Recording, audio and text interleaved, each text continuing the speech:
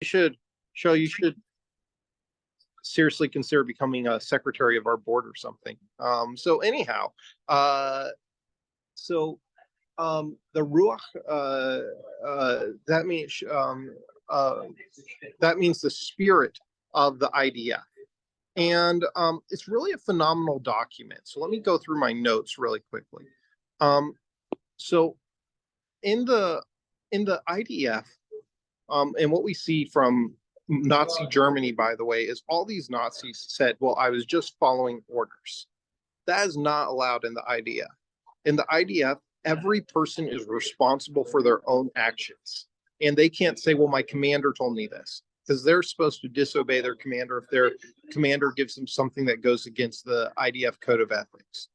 And we see this, you might recall this famous quote from Golda Meir, that where she said, we can forgive the Arabs for killing our children, but we can never forgive them for forcing us to kill theirs. And we see likewise that in the Torah in a couple weeks, Jacob is about to encounter his brother Esau, and it's going to be an intense confrontation. And what does it say in the Torah? It says that twice that Jacob was scared. Now, why was he? Why does it say it twice? In the commentaries, the rabbis say about this that he was scared that he was going to have to be killed, and he was scared that he'd have to kill somebody else. That he'd have to kill his brother, and uh, so, anyways, uh, likewise, the IDF is an army that really doesn't want to kill. That's something that the media doesn't portray, but that's what I truly believe. They do what's necessary and what is acceptable to prevent opponent to prevent their opponent from succeeding and limit civilian casualties. Now, we've heard nonstop that 11,000, 12,000 Palestinians have been killed during this war. That's a big number, and certainly there are civilians in that. We don't know how many civilians versus how many Hamasniks, but I want to put it in this context. 18,000 tons of explosives have been dropped on Gaza.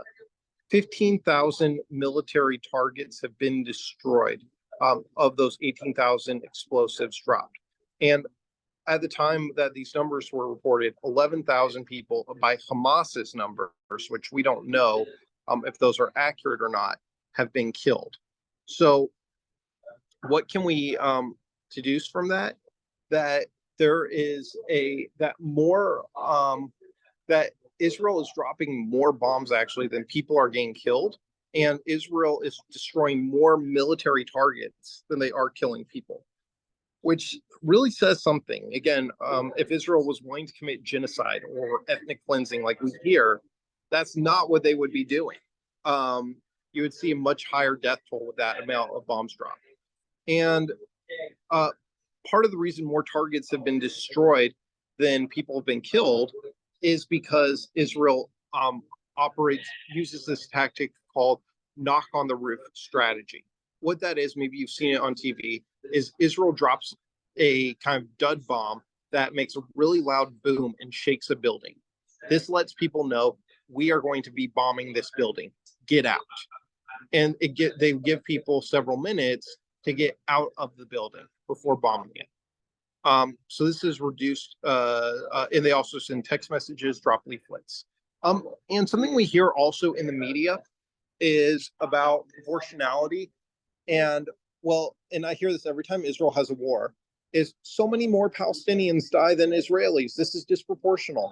Well, that's not what proportionality really is supposed to be about. I've told people, wait, so on October 7th, they killed 1,400 Israelis. So that means Israel gets to kill 1,400 Palestinians and then war's over. Or like, okay, they killed this many children, and so Israel gets to kill the same number of children.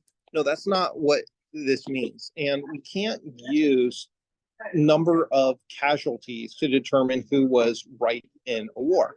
Ask yourself, who was on the right side during World War II? The Americans or Nazi Germany? I think the answer is hopefully obvious to everyone that the Americans were on the right side of World War II. And in total, there were 417,000 Americans who were killed during World War II. And how many Germans? Between 6 and 8 million. 6 and 8 million, almost 20 times as many Germans as Americans. Likewise, there were 450,000 British killed. There were 567,000 total French people killed.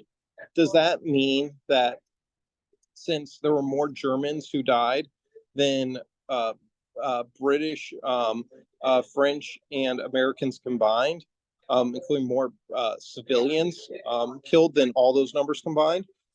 Does that mean that America and Britain and France were on the wrong side of World War II? No, that's not how that works.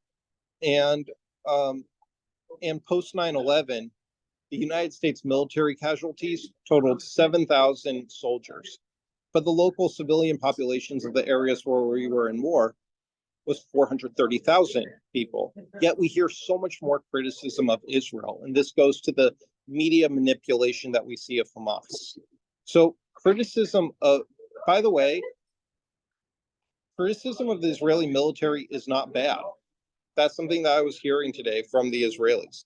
It's not bad at all, because criticism makes it so that Israel makes sure that they are always doing their best and reevaluating what they do and adhering to international law and the code of ethics. Yeah, I agree, Tess. People say, oh, Israel should have a ceasefire, ceasefire, ceasefire. And it's like, well, Israel had a ceasefire. Hamas had a ceasefire on October 6th. There was a ceasefire. And who violated that? But where that criticism crosses the line is when Israel is told that they don't have a right to defend themselves. That's where it crosses a line. You can legitimately criticize the Israeli military, the Israeli government, but it seems like the criticism we see often is that Israel has no right to defend itself. And as a country, it has not only a right, but a responsibility to defend itself and to defend its civilians. And the things that the Israeli army needs to look at always when making a military decision is responsibility. What is their responsibility in this situation to their own country? Is this a necessity? Do they need to go to war? And also distinction. Are we just carpet bombing Gaza and indiscriminately killing folks? Like, for instance, when Hamas fires a rocket, they're not firing that at a military target. They're just firing that randomly. And if it hits somebody's house, great. And finally, proportionality. And again, proportionality doesn't mean numbers. It means, are we taking appropriate measures based off of what has occurred and what the threat is? We then met with a guy named Moti Friedman, who's a very impressive guy and was a journalist at one time for the Associated Press, internationally renowned person. And he said that it felt like October 7th felt like 1948 because there was no army that came for the people and there was no state in the South. It was taken over by Hamas. And Israelis are stuck still in October 7th. They haven't been able to move past October 7th because the hostages are still over in Gaza. And also the casualty and hostage numbers keep fluctuating. We see that for weeks and weeks and weeks. We have heard about Vivian Silver, how Vivian Silver was a hostage in Gaza. And then lo and behold, what happened? Turned out Vivian Silver was never a hostage in Gaza. She was murdered and they just hadn't identified her body. And then there have been hostages who we've found have been killed. And so the numbers of the casualty numbers and the hostage numbers keep fluctuating. So it's hard to move past October 7th when that's still happening. And also Israel has this amazing, as you probably know, love affair with technology. Israel is known as the startup nation. And yet Israel's technology failed them on October 7th. There were thousands of cameras in the area. There were all of these technological things that were supposed to let them know if somebody um, uh, was there were always technological things to let people know if Hamas was invading. And there was also a feeling of deterrence. Hamas is not going to attack Israel in this way because Israel would defeat them. And we also have an army that would be present. And all of those things failed on October 7th. Now, there's a guy, you probably all have heard of Theodor Herzl, the founder of the Zionist movement. We all know about Theodor Herzl because Herzl was the founders of Israel, like David Ben Gurion, Chaim Weizmann, who was Herzl's successor and stuff. These were all came from Herzl's brand of ideology of Zionism, and and uh, um, and so anyhow, Jabotinsky, he created a type of Zionism called revisionist Zionism. And he kind of led almost what I would call a fascist form of Zionism. Jabotinsky's secretary, by the way, was a guy, oh my gosh, I'm blanking on his first name. That's going to come to me in a second. But anyways, he was, his secretary was the father of Benjamin Netanyahu. And Jabotinsky was seen as the founder of the spiritual founder of Zionism for the right wing, for the Likudniks, for his protege was a guy named Menachem Begin. And by the way, Netanyahu's dad, I just remembered it. His name was Ben Sion Netanyahu, and he was the secretary of Jabotinsky. Anyhow, I often look at how one of the greatest assets of being Jewish is how we're hopeful. Israel's national anthem is called Hatikva, the hope. We have to be hopeful as Jews. That's like the epitome of being Jewish. But Jabotinsky said that our Achilles heel is how optimistic we are. And that's what came to be on October 7th. We're always hopeful. Like even during the Second Intifada, you would see a bus bombing in Jerusalem, and people would still take the bus the next day. There'd be a bombing in the Machane Yehuda market, and people would still go there the next day. Israelis are always optimistic people. And Hamas kept telling us who they were over and over and over again, and how they were going to destroy Israel, and how they were going to kill as many Israelis and as many Jews as possible. Even in their charter, they talk about how they're going to do this. And we didn't believe them. We underestimated them, and we were overly optimistic. And the state, as it was founded in 1948, really disintegrated over the past year between what happened on October 7th and that lack of security and the judicial reform, undermining the Declaration of Independence for Israelis. And so what other countries' decision is, as dedicated to the so let me see.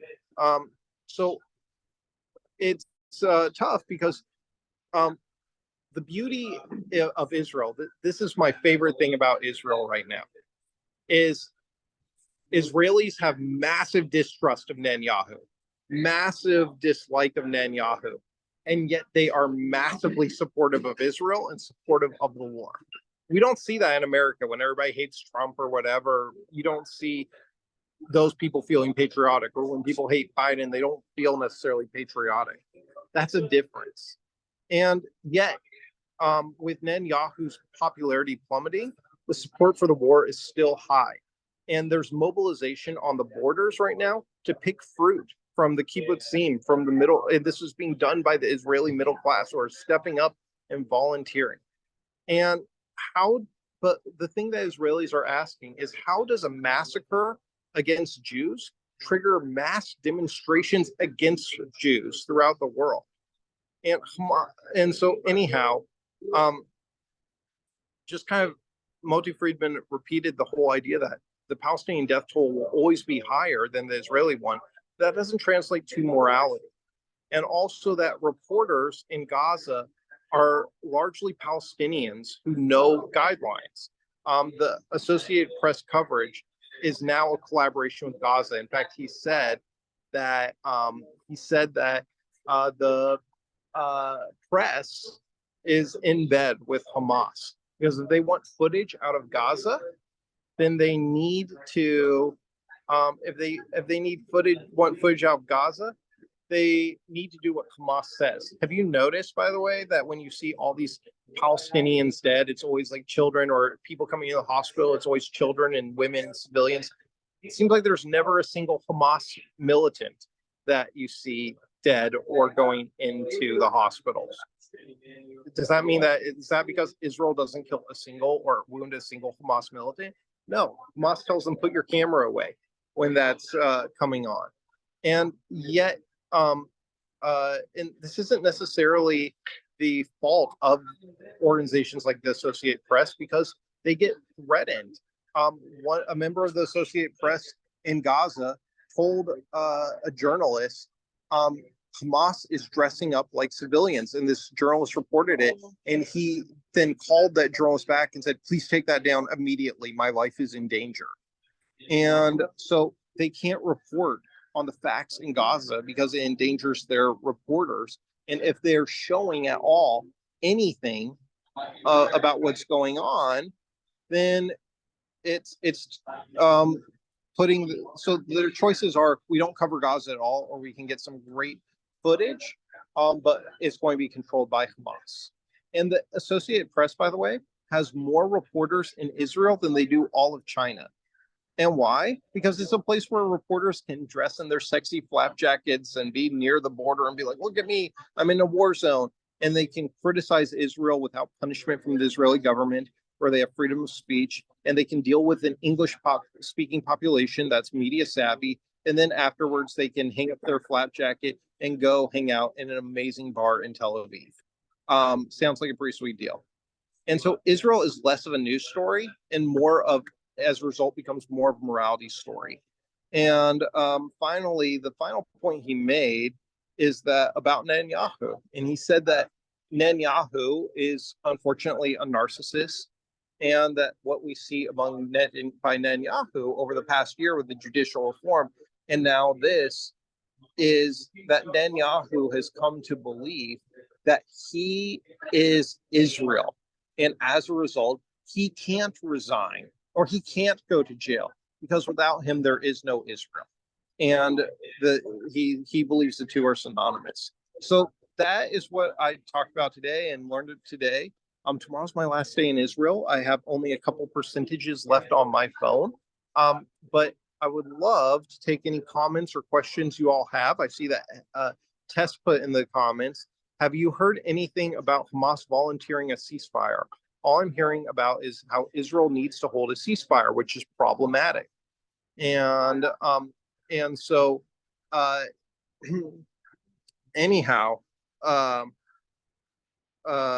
so anyhow, with the ceasefire, it is problematic. The world wants a ceasefire because the morality of the world is showing that Israel is killing all these Palestinians, and even Justin Trudeau now, and Putin of all people, and China and France were calling for ceasefires.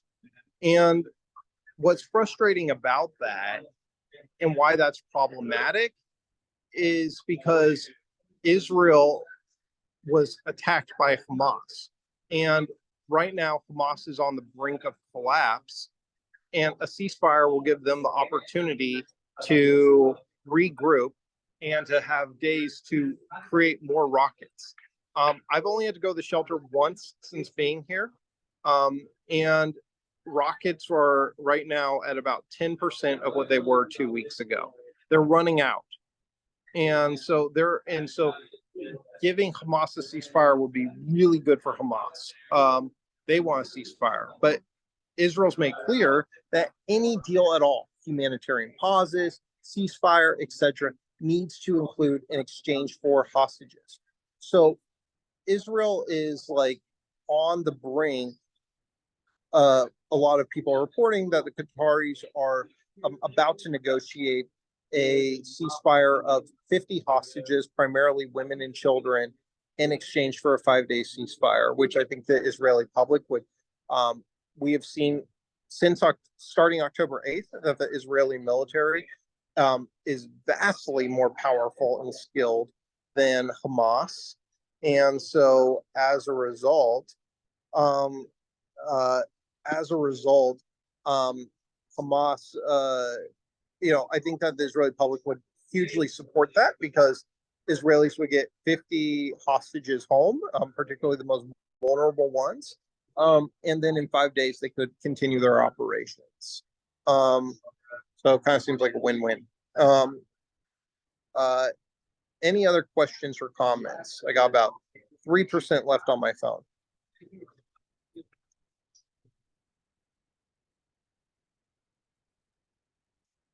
Ken, what's up? It also should be noted that, and it isn't questioned, that Hamas never announces how many of their soldiers have been killed and that are included in that 11,000 or 12,000 number, which is mostly inflated as well as because of the hospital. They claimed 500 died, and there was an impossibility. So they always have to be questioned and not believed on their unless proven. And also, if you saw any of the footage, my phone's going to die. So if you saw any footage of Hamas going over like knocking down the wall with tractors, bulldozers, and everything, then on October 7th, you saw people in civilian clothing running across the border. Now, were these Hamas militants? Some people were dressed like militants, and others were dressed exactly how I am right now. And so, were those militants, or were those everyday Gazans who decided to join in the massacre? And if they were, or they weren't officially part of Hamas, then are they civilians or are they terrorists? And those are the impossible things to decide. Now, I had a very intense conversation with a family member tonight who was saying, well, Israel bombed the Shifa hospital and shot tank artillery at the Shifa hospital. I haven't seen anything that says that. And I was even looking while I was talking to him. I couldn't find anything that said that. But everybody's wondering where this smoking gun is. And I will be the first to say, yes, Israel needs to show what was at the Shifa hospital because they made a huge deal. And we haven't seen really the evidence of a massive command center. But what the IDF released today, that I'm guessing Western media is not reporting, is they found tunnels. Now, these tunnels aren't very big. They're about the size of a small table. But they showed a spiral stairwell that went down 3 stories. That's probably booby trapped. And and is